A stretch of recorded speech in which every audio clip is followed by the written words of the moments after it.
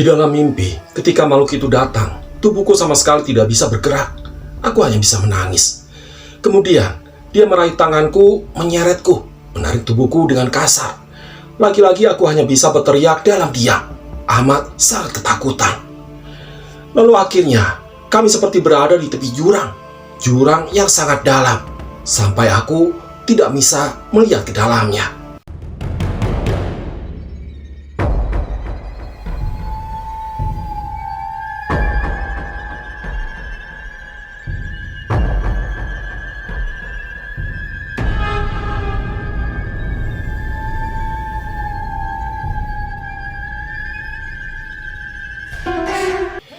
Bismillahirrahmanirrahim. Assalamualaikum warahmatullahi wabarakatuh. Ya, kembali lagi bersama Cerpen Horor. Cerpen Horor kali ini akan membacakan sebuah kisah dari akun Twitternya @bristory dengan judul Pesugihan Tante Mai. Ya, sebelum lanjut, teman-teman bisa membantu supaya channel ini bisa lebih berkembang lagi, yaitu dengan cara menekan tombol subscribe. Dan buat teman-teman yang ingin membaca kisah lengkapnya, nanti teman-teman bisa langsung saja mengunjungi link Twitternya @bristory yang akan dicantumkan di deskripsi. Baiklah, langsung saja kita bacakan ceritanya.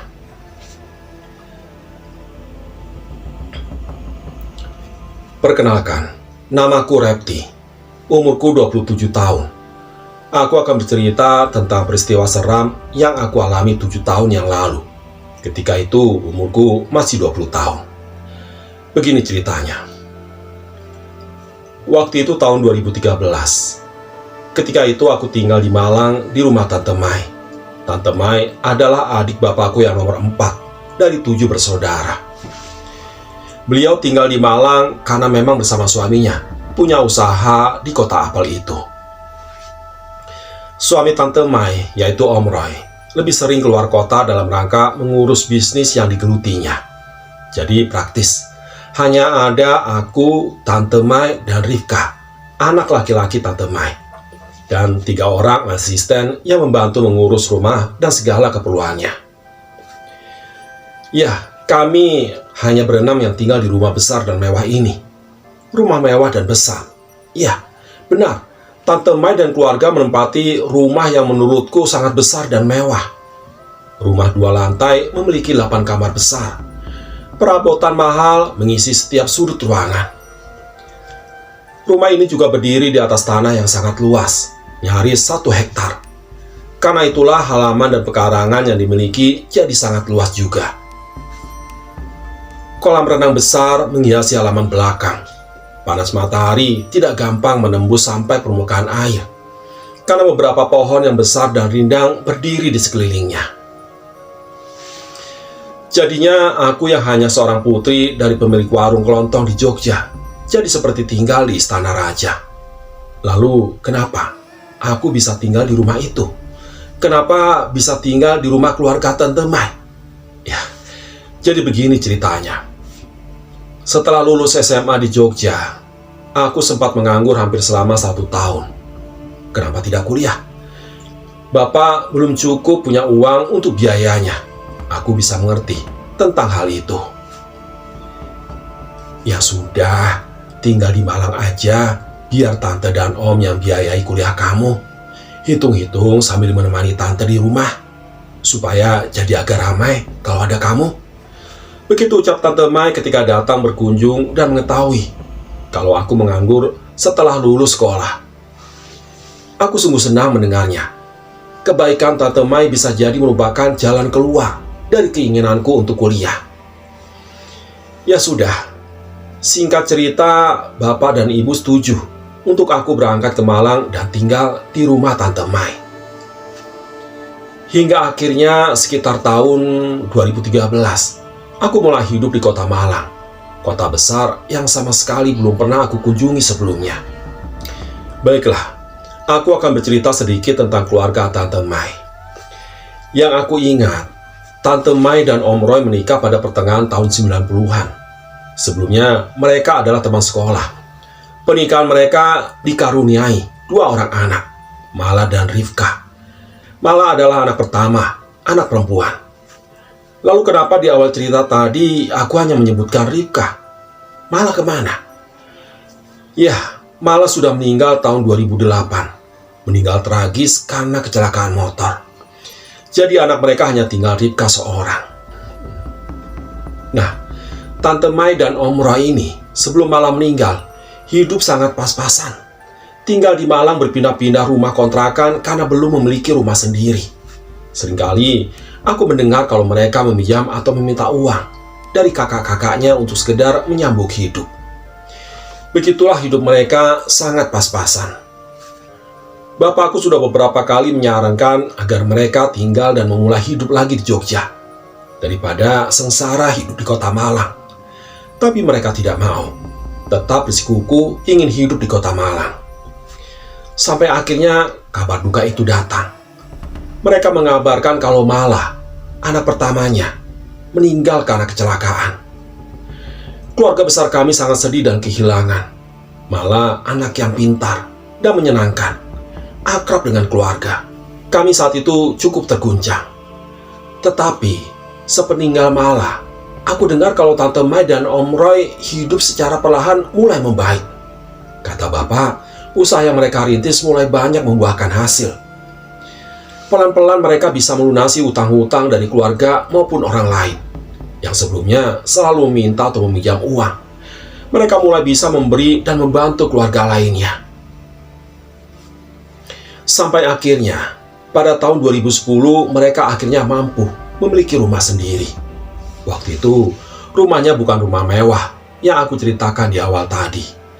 Masih rumah tidak terlalu besar, tapi kata Bapak sudah termasuk rumah yang mahal. Syukurlah, kami sekeluarga besar ikut senang dengan keberhasilan Tante Mai dan Om Roy dalam hal ekonomi keluarga. Bapakku adalah anak pertama dari 7 bersaudara. Mereka semua lahir dan besar di Jogja, termasuk Tante Mai.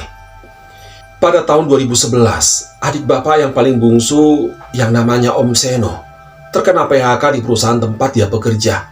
Sejak itu, dia menganggur. Ya sudah, Seno ikut aku ke Malang saja. Bantu usaha kami, bantu pekerjaan Mas Roy, daripada nganggur di Jogja. Begitu kata Tante Mai setelah mengetahui kalau Om Roy sudah tidak bekerja lagi.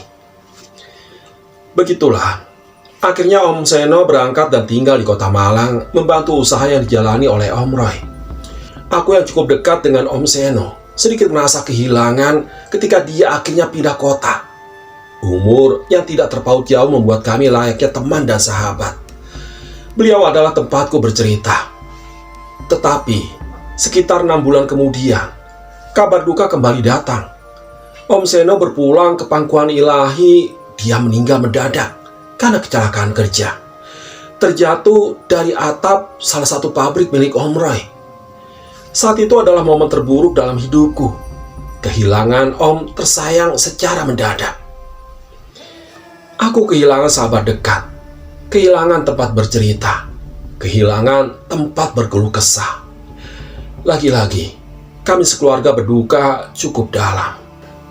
Lalu sekitar 1 tahun sepeninggal Om Seno, aku mendengar kabar kalau Tante Mai dan Om Roy sudah pindah ke rumah baru. Menurut cerita dari bapak dan adik-adiknya, keluarga mereka pindah ke rumah yang jauh lebih besar, lebih mewah, berdiri di atas tanah yang sangat luas pula. Yang sebelumnya hanya memiliki 1 asisten rumah tangga, kini mereka sudah dibantu oleh 3 asisten. Senang. Tentu saja kami semua senang mendengar kalau ada anggota keluarga besar yang sudah sangat sukses keuangannya dan kaya raya. Yaitu tadi, sampai akhirnya setelah lulus sekolah aku ditawari untuk tinggal di rumah Tante Mai. Ditambah akan dibiayai kuliah. Aku pun akhirnya tinggal di kota Malang. Kamu jangan pernah masuk ke kamar itu ya. Isinya itu perlengkapan kerja Om Roy. Nanti dia marah kalau ada yang masuk ke ruangan itu. Begitu kata Tante Mai pada suatu waktu pada hari pertama aku tinggal di rumahnya. Sebelumnya, aku sudah diajak berkeliling, dikenalkan dengan 3 asisten, dan dijelaskan tentang seluruh kamar dan ruangan yang ada di dalam rumah yang sangat besar itu. Kamar yang dimaksud oleh Tante Mai tadi yang tidak boleh aku masuki adalah kamar yang ada di lantai atas. Letaknya di di depan sebelah kanan dari kamar yang akan aku tempati nantinya. Pintu kamar itu tertutup rapat dan sepertinya terkunci, karena aku sempat hendak membukanya namun tidak bisa. Ini kamar apa ya Tante? Tanyaku ketika Tante Mai muncul dari belakang. Yaitu tadi, jawaban Tante Mai katanya itu ruang tempat perlengkapan kerja Om Roy. Lalu beberapa kali seperti menegaskan kalau aku sama sekali tidak boleh memasukinya. Ya sudah, aku pasti menurut. Tidak akan berani untuk menentang omongan Tante Mai. Kamar yang misterius. Ya, begitulah aku menyebutnya. Di rumah Tante Mai, aku disediakan kamar di lantai 2. Kamar besar yang letaknya tidak jauh dari tangga, persis bersebelahan dengan kamar mandi. Di dalam kamar sudah tersedia perabotan mahal, tempat tidur empuk dan nyaman, lemari besar, tapi tanpa TV. Kamar yang sangat mewah menurutku. Oh ya, kunci pintu kamar kamu kayaknya masih rusak deh. Tante belum sempat untuk menghubungi tukang untuk memperbaikinya. Tante lupa. Begitu kata Tante Mai ketika kami sedang di meja makan. Benar adanya. Pintu kamarku kuncinya rusak. Bisa tertutup tapi tidak bisa dikunci. Ya sudah, tidak apa. Toh di rumah ini terbilang aman. Lagi pula aku terkesan tidak sopan kalau selalu mengunci pintu kamar. Hari pertama dihabiskan dengan berkenalan dengan lingkungan rumah serta penghuni lainnya. Hingga tidak terasa, akhirnya malam pun tiba. Aku bersama Tante Mai dan Ripka bersantap makan malam di meja makan. Bermacam makanan lezat tersaji di atas meja marmer besar yang aku yakin pasti harganya sangat mahal. Persis di tengah ruangan bergantung lampu kristal besar menerangi seisi ruang makan. Sampai pada saat itu, aku belum juga berhenti terkagum-kagum dengan segala harta di rumah yang dimiliki oleh Tante Mai dan Om Roy. Benar-benar seperti istana dengan perabotan layaknya untuk raja dan ratu. Sungguh kaya raya mereka. Ya sudah, sana kamu istirahat dulu. Pasti kamu capek kan seharian ini? Tante Mai menutup percakapan kami malam itu. Setelah itu kami masuk ke kamar masing-masing. Oh ya, di lantai 2 aku tidur sendirian. Tidak ada lagi yang menempati selain aku. Tante Mai dan Ripka masing-masing kamarnya di lantai 1. Dan para asisten rumah tangga kamarnya di belakang, terpisah dari bangunan utama. Jam 9 malam, aku sudah berada di kamar. Isi kepala masih terus saja berkutat pada kekaguman akan kekayaan dan kehidupan mewah yang dimiliki Tante Mai dan Om Roy. Mereka pasti sudah sangat bekerja keras untuk mendapatkan ini. Itu yang ada di dalam pikiranku. Mungkin sekitar jam 11 malam akhirnya aku bisa tidur. Tidurku cukup nyenyak, tapi tidak lama. Ya, tidur nyenyakku tidak lama. Sekitar jam 2 aku kembali terjaga. Sejak masuk kamar tadi, sengaja aku tidak mematikan semua lampu. Aku hanya menyalakan lampu kecil di meja belajar untuk sekedar menerangi, supaya tidak terlalu gelap. Sepertinya aku terbangun karena semilir angin dingin yang mengelus tubuh. Anginnya berembus masuk melalui pintu kamar yang dalam keadaan terbuka. Kok pintu dalam keadaan terbuka? Ya, aku heran. Kok pintunya kebuka? Walaupun tidak terbuka penuh, hanya setengah. Padahal aku sangat yakin kalau sebelum tidur tadi, pintu sudah dalam keadaan tertutup. Mungkin karena tertiup angin, jadinya terbuka. Begitu pikirku. Kalau pintu terbuka itulah, aku jadinya bisa melihat keluar. Celahnya cukup bagiku untuk memperhatikan gelapnya suasana luar kamar. Sangat gelap. Ruangan tengah lantai 2 sangat gelap. Tidak ada lampu menyala barang satu pun juga. Beberapa saat lamanya aku diam memperhatikan gelap di luar. Dan belum 100% sadar setengah terjaga. Aku juga masih berusaha mengumpulkan niat dan tenaga untuk bangun dari tidur, lalu menutup pintu. Seiring bergulirnya waktu dan mulai terbiasanya mata melihat dalam remang, aku merasa kalau ada yang mengganggu pandangan. Walau tidak begitu jelas, tapi sepertinya aku melihat ada sosok di ruang tengah. Sosok itu berdiri diam memperhatikanku yang masih terbaring di tempat tidur. Masih berbentuk siluet hitam, tapi aku jelas melihatnya. Siapa itu?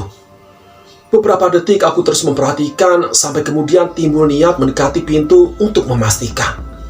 Bangun dari tempat tidur. Lalu aku berjalan mendekat ke pintu.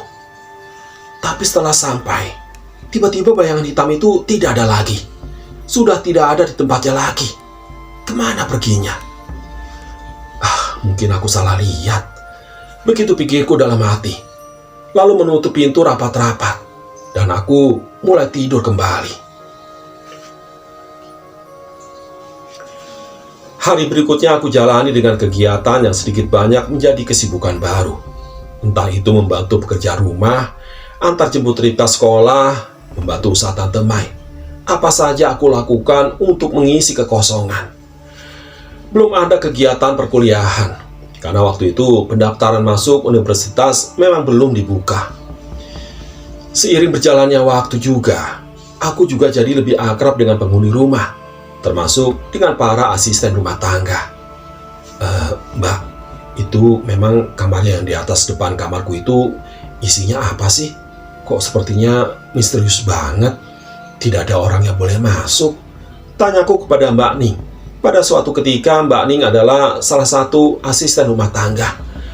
Oh, kamar yang itu toh Mbak. Saya juga tidak tahu pastinya Mbak.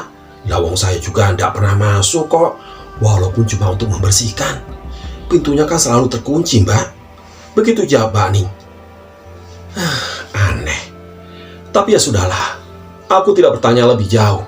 Mungkin karena isi kamar itu sangat pribadi bagi Tante Mai dan suaminya.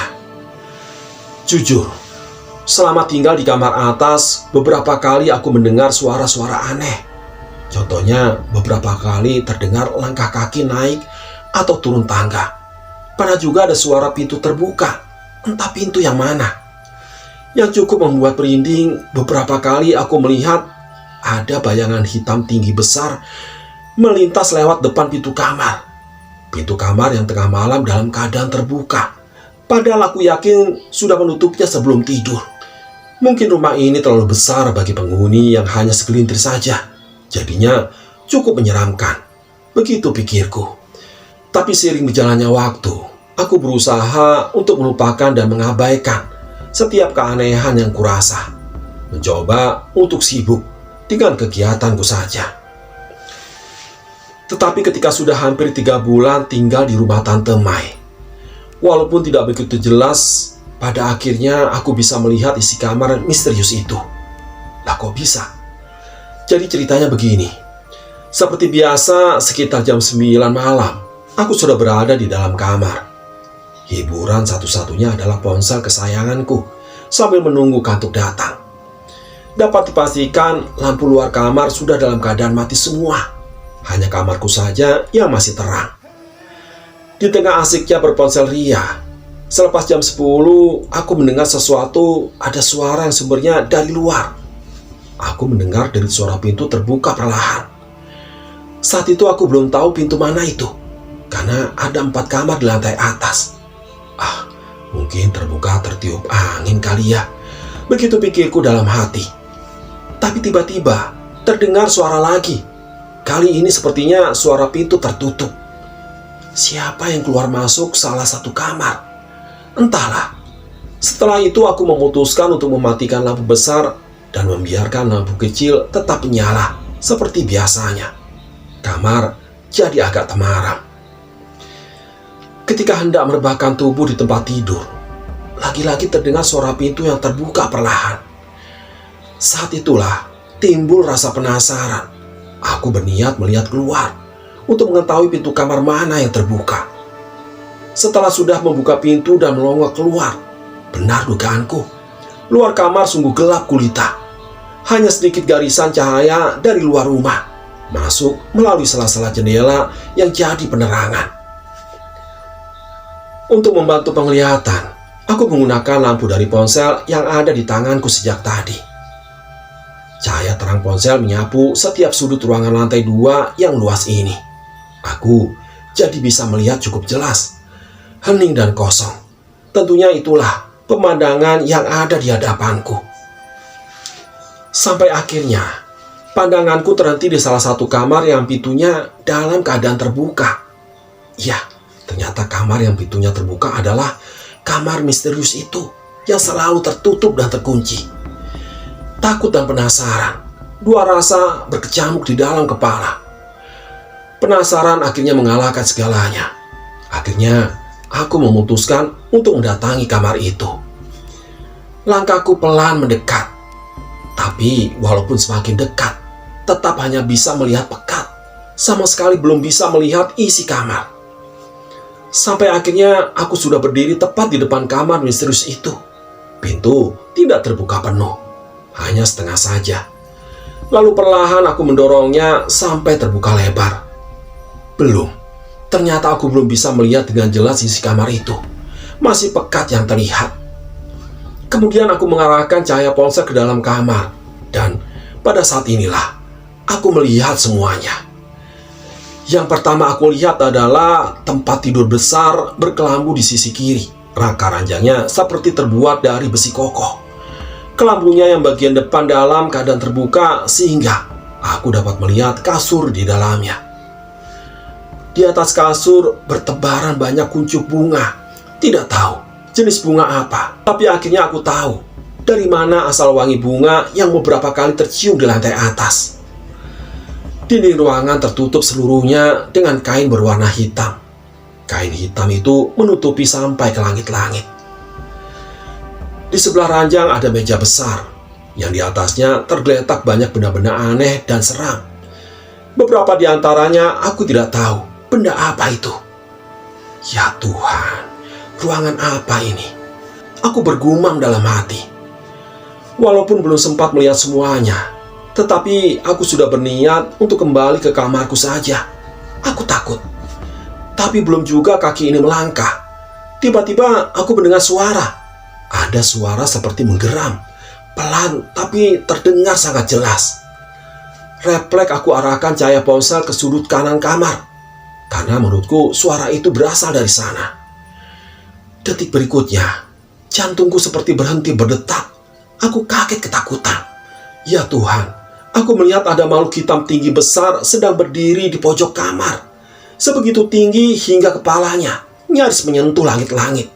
Sungguh, sosok yang sangat menyeramkan. Melihat itu semua, aku langsung lari menuju kamarku. Setelah sudah di dalam kamar, aku lalu menutup dan berdiri bersandar pada pintu.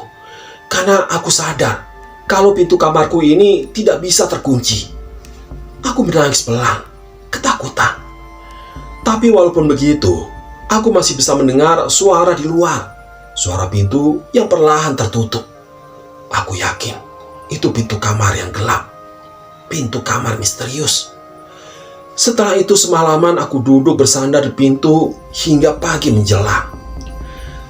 Sejak itu, aku menyebut kamar misterius itu dengan sebutan kamar gelap. Hari-hari berlalu. Aku terus jalani hidup di rumah Tante Mai. Tante Mai memenuhi janjinya untuk membiayai kuliahku. Sekitar bulan Agustus, aku sudah mulai berkuliah. Tapi semua kejadian seram di rumah tetap aku rasakan. Terus saja kejadian itu yang membuatku sangat tidak betah. Ditambah, entah sudah 2 atau 3 kali, aku mengalami mimpi yang aneh menyeramkan. Di mimpi, aku didatangi makhluk tinggi besar yang sering aku lihat bergentayangan di dalam rumah dan kamar gelap. Sosok makhluk itu sungguh sangat menyeramkan. Aku tidak mampu untuk menggambarkannya. Di dalam mimpi, ketika makhluk itu datang, tubuhku sama sekali tidak bisa bergerak. Aku hanya bisa menangis. Kemudian dia meraih tanganku, menyeretku, menarik tubuhku dengan kasar. Lagi-lagi, aku hanya bisa berteriak dalam diam. Amat sangat ketakutan. Lalu akhirnya, kami seperti berada di tepi jurang. Jurang yang sangat dalam. Sampai aku tidak bisa melihat dasarnya. Tiba-tiba, makhluk menyeramkan itu mengangkat tubuhku lalu melemparku ke dalam jurang. Di saat inilah, biasanya aku terbangun dari tidur, tersengal-sengal, berkeringat. lalu menangis sejadi-jadinya. Beberapa kali juga aku bercerita kepada bapak dan ibu tentang semua yang aku alami di rumah Tante Mai ini melalui sambungan telepon. Aku ceritakan semuanya. Mereka hanya bisa menenangkan dan memintaku untuk kembali ke niat awal, yaitu berkuliah. Jangan pedulikan hal yang lainnya. Untuk sementara, aku berusaha untuk turuti omongan mereka. Berusaha untuk kuat menghadapi semuanya. Hanya sementara.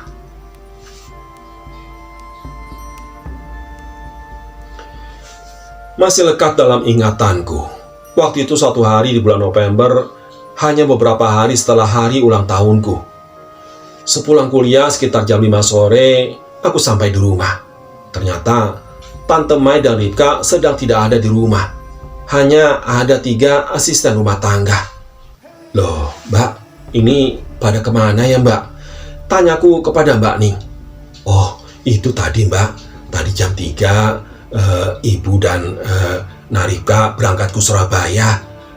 Ripka katanya ingin jalan-jalan, pulangnya besok sore, Mbak. Jawab Mbak Ning. Jalan-jalan? Lah, kenapa mendadak ya? Kok dia nggak bilang-bilang ke aku? Sudahlah. Mungkin mereka memang ada acara mendadak, pikirku dalam hati. Yang pasti, aku harus bersiap sendirian di rumah ini, di rumah besar ini semalaman. Singkat kata, malam pun tiba. Karena sendirian, setelah makan aku langsung masuk kamar walaupun masih jam 7:30. Rumah semakin sepi dan hening. Biasanya terdengar suara TV atau percakapan Tante Mai dan Ripka. Kali ini tidak ada suara sama sekali. Rumah besar ini sangat terasa kosong dan hampa. Malam semakin larut. Sekitar jam 10, rasa kantuk mulai datang menyerang. Aku yang seharian sudah sangat lelah karena banyak kegiatan akhirnya menyerah lalu tertidur lelap. Tapi tidak lama, jam 1 tengah malam aku terjaga. Lagi-lagi, hembusan angin dingin menerpa tubuh membangunkanku. Aku langsung memperhatikan pintu kamar. Benar dugaanku, pintu dalam keadaan terbuka. Lagi-lagi seperti itu setiap malam. Setelah sekian banyak peristiwa yang sudah aku alami di rumah ini, aku jadi tidak berpikir panjang untuk langsung bangkit dari tidur. Berniat untuk menutup pintu. Aku tidak mau buang waktu. Tidak mau menunggu sampai ada sesuatu yang seram lagi terjadi. Tapi ketika aku sudah berada di dekat pintu dan hendak menutupnya, tiba-tiba duk, duk, duk. Tiba-tiba aku mendengar suara seperti itu.